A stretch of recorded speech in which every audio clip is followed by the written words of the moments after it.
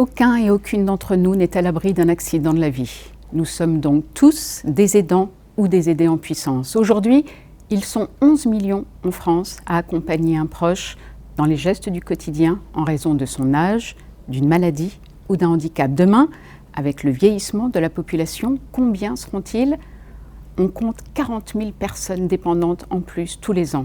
Alors ils seront sans doute des millions supplémentaires, contraints parfois d'abandonner toute activité professionnelle pour se consacrer, par exemple, à un proche en perte d'autonomie ou un autre en fin de vie. C'est un sujet de société majeur qui parle de notre façon et de notre volonté de vivre ensemble, de notre rapport à la vulnérabilité, à la dépendance et surtout à la solitude.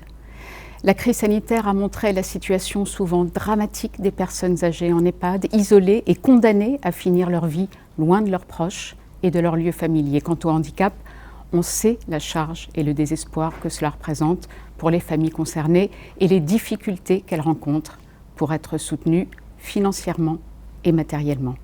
C'est bien sûr aussi un sujet éminemment politique à quelques mois de l'élection présidentielle, alors que la loi sur la dépendance, annoncée en 2018 par Emmanuel Macron, n'a cessé d'être repoussée depuis 3 ans. C'est pourquoi Libération a décidé de lancer le débat.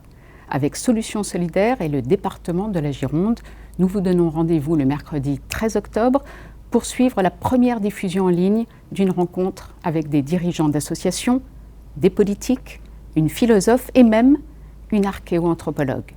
Nous tâcherons de cerner qui sont les aidants et surtout comment les aider. Un débat qui s'annonce passionnant, alors suivez-nous nombreux sur libération.fr, Facebook et YouTube.